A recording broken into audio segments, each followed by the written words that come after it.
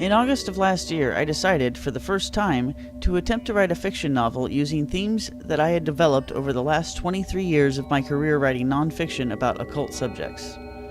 My plan was to write a quick and simple dime store novel taking place in the UK, mainly because the characters I wanted to build were going to be based on people I knew who had lived there. Of course, by the time I finished, my story had turned out to be something else entirely. I remembered that during my 2005 London visit, me and my husband at the time, Brian Albert, had quite accidentally come across the remains of a Roman Temple of Mithras, a Persian god who was imported into the empire early, but whose worship later became the dominant religion right at the empire's end.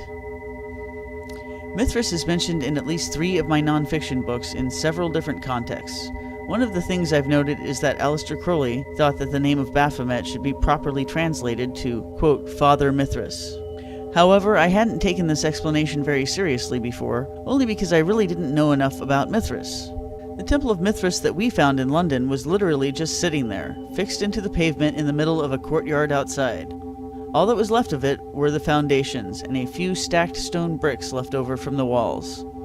The plaque next to it said that it had been moved from its original location down the street to make room for an office building.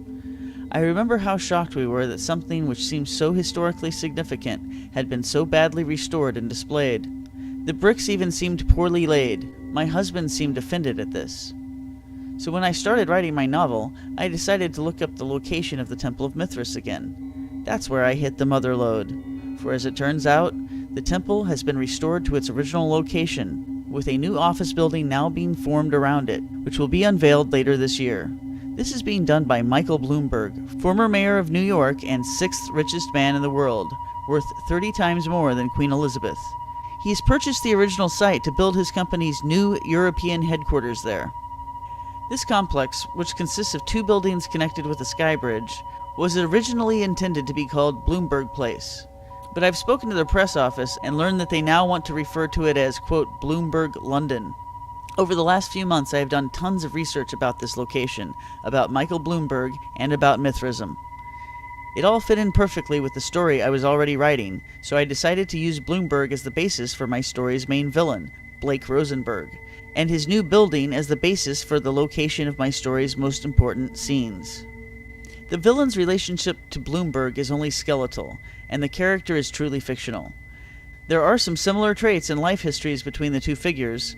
However, I would like to stress that most of the criminal and deviant sexual activity that my character engages in are episodes wholly invented by me for storytelling purposes.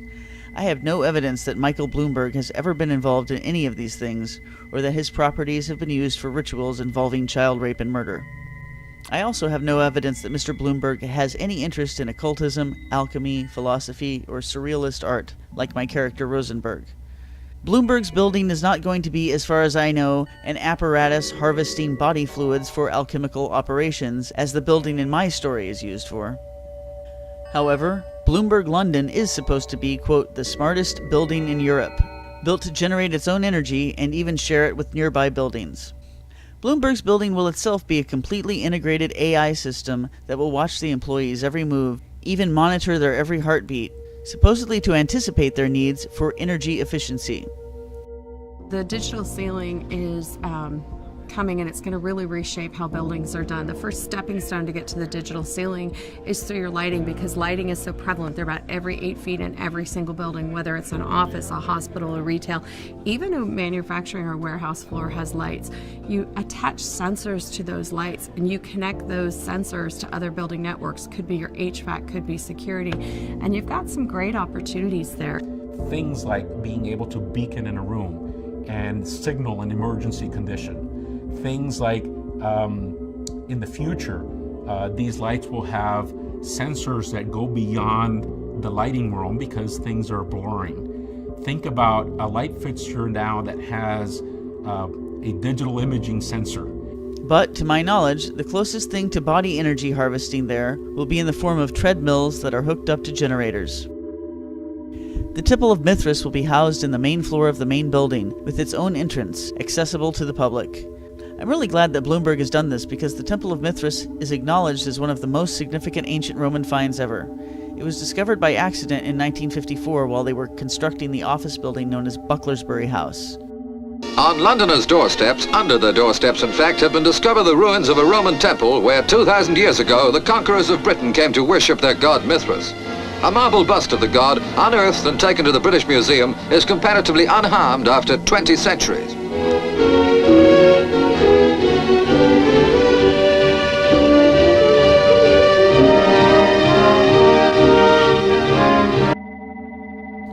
At the time, the City of London could not afford to keep the site open for restoration or even to explore it properly. So after the main contents were removed, construction on the office building proceeded just 2 weeks later, amid protests. When Bloomberg began his current project, which will be the building with the largest mass in all of London, many more temple artifacts were discovered, including a set of wooden writing tablets that have now been dubbed, quote, the Bloomberg tablets by historians.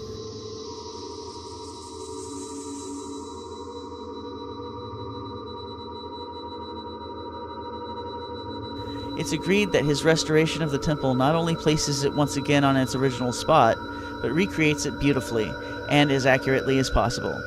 From what I understand, the statues of deities found there, including not only Mithras but also Hades and Mercury, will be on display there, and the altar has been restored.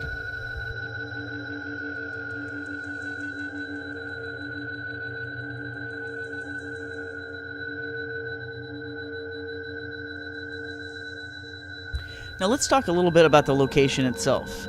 I figured it must have some esoteric significance, and it didn't take me long to find plenty.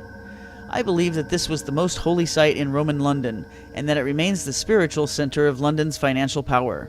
I shall explain.